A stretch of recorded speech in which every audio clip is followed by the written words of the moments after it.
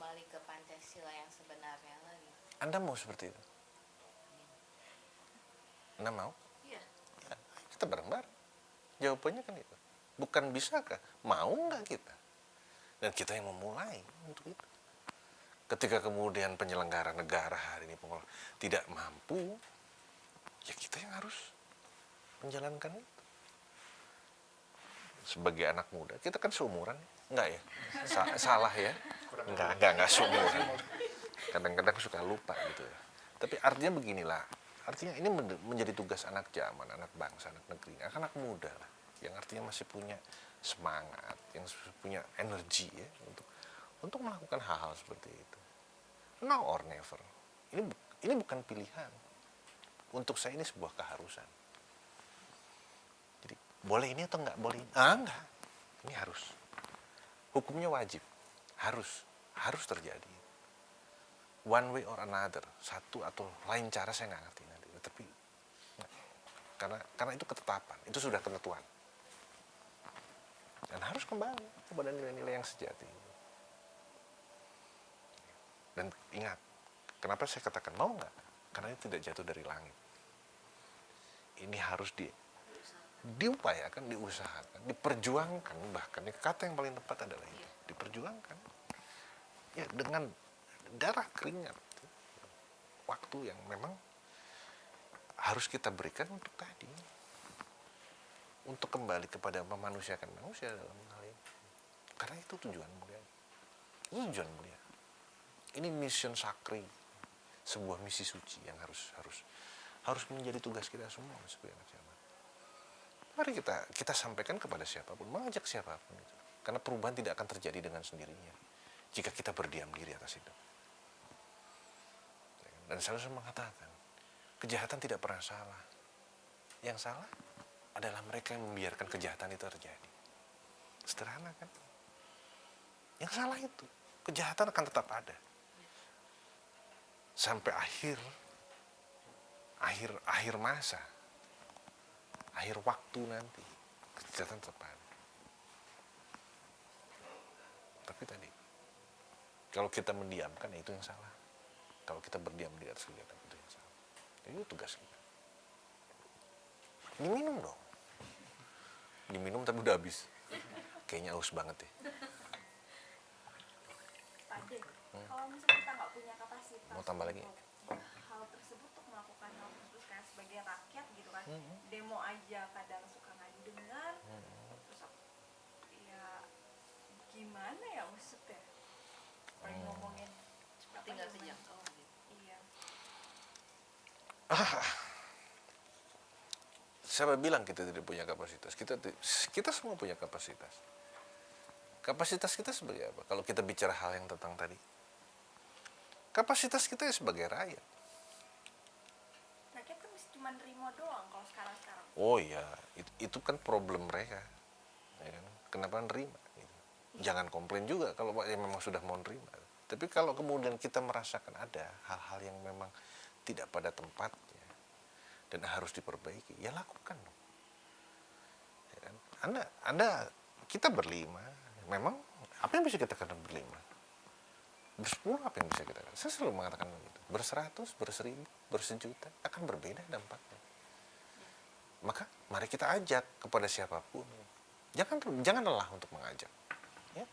Jangan lelah untuk mengajak siapapun di dalam kebaikan.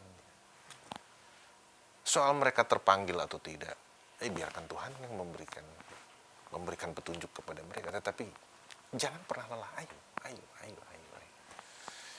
Dari ayo itu berapa orang yang terkumpul? Ya? Lalu dengan yang berapa orang, apa yang bisa kita lakukan? Ya seharusnya punya hati nurani ikut dong. Itu. Tapi yang bukan hati nurani bukan partai kan maksudnya? Oh, ya. Soalnya ya, karena gini, hati nurani yang harusnya menjadi apa ya? Menjadi light star, menjadi cahaya di dalam diri setiap manusia. Yang dia kemudian tetap menempatkan manusia pada kesadaran kemanusiaannya hari ini justru sudah berpolitik. Ini persoalannya. Iya, karena dia jadi parpol kan namanya kan. Iya, Iya. iya. Jadi hati nuraninya pun sudah Parpol. sudah berpolitik dalam itu. Padahal tugas hati nurani adalah tadi, menjadi cahaya bagi manusia untuk kemudian tetap menjaga sisi kemanusiaan dia. Itu fungsi hati nurani. Bukan berpolitik menjadi partai. Gitu. Jadi kalau tadi jangan skeptis, jangan pesimis. Gitu. Artinya harapan itu harus tetap menyala. Bahwa kemudian apa yang bisa kita lakukan, mari kita sesuaikan dengan apa yang bisa kita lakukan hari ini. Jangan juga kemudian kita berpikir besar ketika kita masih bisa melakukan hal yang kecil. Ya lakukan hal yang kecil karena kita baru bisa melakukan hal yang kecil. Tapi yakinlah yang besar akan terjadi kalau yang kecil diselenggarakan. Ya kan? Kita seringkali berpikir besar dan ingin mengerjakan besar, tapi tidak mau mengerjakan yang kecil. Padahal yang besar itu dari yang kecil. Jadi jangan takut. Bahwa kemudian itu perjalanan panjang dan jauh, ya nggak apa-apa. Perjalanan 5.000 lit toh tetap juga dilakukan dengan langkah pertama. Ya kan? Ada pepatah Cina mengatakan begitu. Kalau Anda tidak melangkah, Anda tidak akan pernah sampai. Soal sampai atau tidak, soal nanti. Tapi melangkah saja dulu. Jadi jangan punya kekhawatiran, jangan punya keraguan. Jalan saja dulu. Tancapkan niat kita dan kita tahu kemana mau kita menuju. Tentu kita menghendaki Indonesia yang seharusnya, bukan, saya tidak mengatakan Indonesia yang lebih baik, Indonesia yang seharusnya. Kalau lebih baik bingung, lebih baik dari yang mana? Ya kan? Kan ada ukuran dong. Ini lebih baik dari ini, gitu kan? Ya kan? Itu ukurannya jadi absurd untuk saya. Tapi kalau kemudian saya mengatakan kita menuju kepada Indonesia yang seharusnya, Indonesia yang sejati, itu jelas. Dan itu kita bisa tarik kepada apa yang sudah diamanatkan di dalam preambul undang-undang tersebut. Jelas. Jadi, ya kita tunjukkan itu. Hati kita, fokus kita, gitu kan, niat kita. Lakukan arah ke sana. Walaupun kita harus menapak itu setapak demi setapak. Nggak apa-apa. Karena pada akhirnya kan juga pertanggungjawabannya tadi. Berbuat atau tidak berbuat. Bukan berhasil atau tidak berhasil. Ukurannya. Jadi lebih enak Loh iya dong. Kalau berhasil emang siapa kita gitu kan? Dalam pengertian siapa kita itu bukan soal rakyat loh. Kita hanya manusia biasa. Ada yang punya kuasa untuk kemudian memastikan hasilnya. Ya kan? Dan itu wilayah keilahian untuk menentukan hasilnya. Di situ loh maksud saya, bukan soal kita jadi rakyat, enggak. Tapi tadi lakukan itu. Jadi jangan sampai kemudian kita kehilangan harapan. Manusia tanpa harapan ya lebih baik dia tidak usah jadi manusia saja. Ya kan? Binatang nggak punya harapan, dia hanya menjalani saja. Yang punya harapan kan manusia untuk menjadi lebih baik. Ada yang lain? Kembali soal ke human trafficking. Lalu Pak De, saya tertarik mengenai bahasan tadi tentang penegakan hukum. Dan yang ujung-ujungnya 86 itu. Apakah itu bukan penegakan hukum saya pikir yang terjadi Pak De, tapi hanya pelaksanaan hukum saja? Enggak. Ya dua-duanya juga enggak. Dulu juga enggak. Pelaksanaan saja tidak, apalagi penegakan. Apa yang dilaksanakan? Apa ya hukum yang dilaksanakan di sana? Nggak ada pelaksanaan hukum apa. Karena toh pada akhirnya hukum menyangkut tata aturan, ya, prosedur dan lain sebagainya. Toh itu bisa di skip kok. Artinya requirement, syarat-syarat yang harus dipenuhi. Kan di dalam aturan itu ada syarat. Syarat mengirim tenaga kerja A, B, C, D, E. Juga syarat dari pihak yang meminta dari luar negerinya. Kan gitu misalkan kalau kita bicara luar negeri. Karena mereka juga punya requirement. Anda boleh masukkan tenaga kerja dengan kualifikasi seperti ini. Itu kan aturan-aturan yang dibuat. Ya kan? Sehingga ada syarat-syarat yang muncul. Nah kalau syaratnya bisa kemudian di skip dengan tadi angka sakti 86, kan repot kita.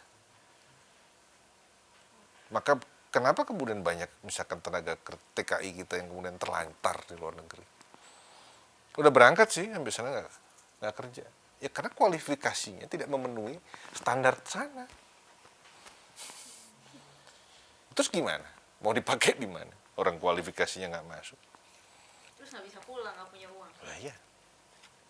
Kan gitu. Jadi ada kerumitan yang luar biasa di dalam proses itu. Karena gini loh, memindahkan manusia dari satu tempat ke tempat lain, itu juga punya konsekuensi yang luar biasa. Karena di dalam diri setiap manusia itu, di wilayah di mana dia tinggal, dia punya budayanya, dia punya adab, dia punya adat dan adabnya. Nah, ketika dia berpindah ke tempat lain, kan tempat lain itu tidak punya adab dan adat yang sama. Ya. Nah, sampai sejauh mana dia juga mengetahui itu kan harus dia pelajari. Jadi TKI ke Arab, ngerti nggak Arab kayak gimana? Ya Arab sampai hari ini juga masih jahiliyah gitu. Siapa bilang nggak jahiliyah Arab itu kelakuannya. Jadi kalau ada perlakuan di sana TKI, apalagi TKW kita diperkosa, itu menunjukkan bahwa mereka masih jahiliyah sampai sekarang. Gitu. Jahiliyah tapi berwajah Islam gitu loh, tapi tetap jahiliyah gitu loh. Seolah-olah negara Islam segala macam. Tapi kelakuan tetap jahiliyah kok mereka hari ini. Nah, apakah mereka tahu gitu? Kan itu harus diberikan penyadaran-penyadaran itu. Anda kerja di Jepang, gimana sih kultur orang Jepang, tradisi orang Jepang, makanan orang Jepang? Di sana juga begitu. Apakah itu diberikan? Artinya dikenalkan kepada mereka yang mau? Enggak kan? Nah, itu harusnya kan ada proses itu. Pengenalan budaya setempat, kultur setempat, bahkan perundang-undangan di mana negara. Itu harus dikenal. Kita masuk satu tempat kan kita harus tahu aturannya. Iya kan, supaya kita bisa membawakan diri di sana gitu. Diperkosa jelas, dia membela diri, dia membunuh. Dia malah kemudian dihukum mati karena membunuh majikannya kan. Ya itulah jahiliyah gitu. Ya kan?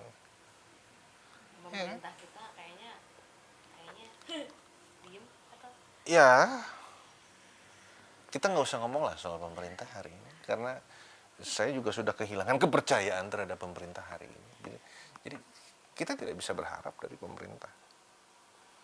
Nggak bisa hari ini.